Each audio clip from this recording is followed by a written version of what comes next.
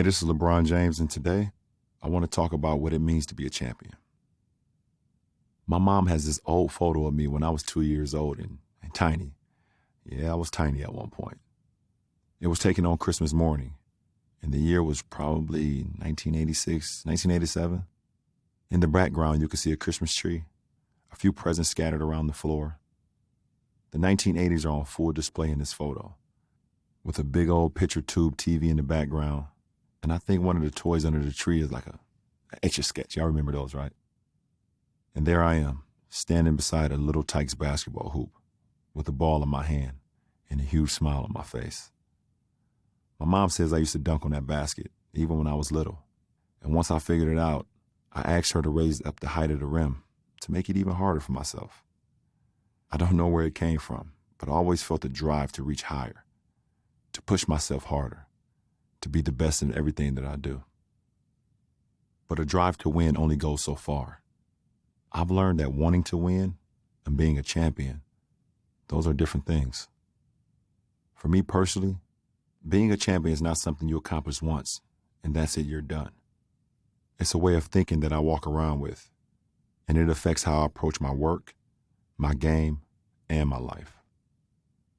Being a champion is a mindset.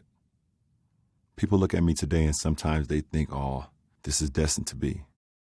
They point to the cover of the Sports Illustrated that said, The Chosen One when I was 17. They see the titles, they see the rings, they see the MVPs, and they think it was all inevitable. But the truth is, none of it was guaranteed. It was a process of coming into my own, a process of winning and losing and learning for a lot of years. Along the way, I was fortunate to have some pivotal people to help me become who I am today. Growing up as a young kid in the inner city, I didn't have a lot of big visions for my life. I'm looking around and most of what I'm seeing are kids going down the wrong path, dropping out of school, getting into trouble, getting into drugs, sometimes ending up in jail. My mom did an amazing job raising me. Let me repeat that. My mom did an amazing job of raising me. She was like a superhero in my world, but I didn't have a lot of other positive role models. I didn't have a male influence showing me a different way. That started to change when I got into sports. I started playing football in the 4th grade and basketball in the 5th grade. Playing basketball, I had a unique experience. I played with pretty much the same group all through elementary and high school. Our coach was an incredible man named Drew Joyce. My teammates were an unbelievable group of guys also, named Willie McGee, Sheon Cotton, and Drew Joyce III, a.k.a. Little Drew, who was Coach Drew's son. And then in my sophomore year, we added one more who deemed us the Fab Five, Romeo Travis. Sports didn't just give me something to commit to. It gave me something to belong to. I found father figures among my coaches and brotherhood with my teammates. I found a sense of family that shaped the person I am today. Together, we won a lot of games and a few championships, but it wasn't all about winning. The big lessons didn't come from the trophies. They came from losing and having to regroup for the next game. They came from working through differences and learning to mesh as a team. They came from doing the less exciting parts, like training and practicing. And that time, Coach Drew and his wife drove us thousands of miles down to Orlando for the national championship from Akron, Ohio. It was never just the win that taught the lesson. It was the fight to get there. It was the fight that showed me who I was. The great Muhammad Ali said, "A man who has no imagination has no wings." Did y'all hear that? The great Muhammad Ali said, "A man who has no imagination has no wings." As a young kid growing up, I didn't really have that bigger notion of where my life could go. But my teammates and coaches, they saw my potential and helped me see it. They helped me build up the vision of who I could be. I started to see the power I had to be a teammate, to be a leader, and to be a champion. So what were those lessons I learned? What is a champion's mindset? To explain what it is, I've also got to explain what it's not. First, the preparation matters more than the competition. Those experiences that shaped me early on, They taught me that being a champion isn't just about stepping up and taking big shots with everything on the line.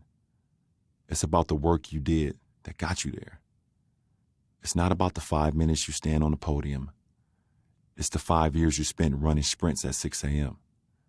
This is a mindset that says, I'm going to put in the work, and if I do, winning is inevitable. And if I do everything I can to prepare, I can live with the results, win or lose. Second, it's about the team, not the individual. You're probably thinking, I've heard this a million times, la, I get it. But I'm here to say it once more. It's teams that build great things. Teams. My whole mentality, my whole career has been about empowering my teammates and letting them empower me. I've seen it work 1,000 times. On the basketball court, in business, and even in family.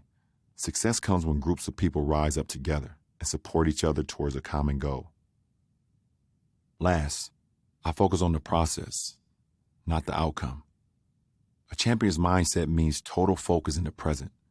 It means I keep my head down on right now, and the future takes care of itself. I concentrate on what's below my feet as I take this step, not what's a mile down the highway. While I'm training and practicing and recovering, I'm not daydreaming about what it's like to hold the trophy. When I'm running sprints across the football field, I'm fully present. When I'm doing an off-season shoot-around, I'm right there in that gym. When I'm in that cryo chamber after a workout, my mind is in there with me. I don't like to look at the ending. I like to live in the moment. Yeah, I hold on to a vision of where I'm heading, but along the way, I try to stay locked in the moment, and I trust that the work is going to take me there. A few years back, I was in Barcelona as part of a Nike athlete tour across Europe. I think it was August. Yeah, it was August. So it was during the off season. One morning, I visited FC Barcelona Stadium to do my daily workout. It's a gorgeous day. The sun shining down, and you got this thick green grass all across the field. I was with my trainer, mixing it up with some sprints across the field and some strength training. The start of the basketball season was still about a month and a half away. We were pushing it really hard that day, so I'm like beyond the point of exhaustion, covered in sweat, but still, I'm squaring up to do another circuit across the field. A friend passed by, someone I knew from around the league, and he takes a look at how hard I'm training and he says, "Hey, LeBron, you good? You must be getting ready for the start of the season." And my response was, "Season? Nah, I'm training for the playoffs." That's a fact. In a sense, nothing's changed since I was 2 years old. I'm still jacking up that little Tykes basketball net, seeing if I can jump a little higher. Still pushing myself to see how far I can go. Thanks for being here with me. I'm LeBron James. Until next time, pick up a ball and keep reaching higher.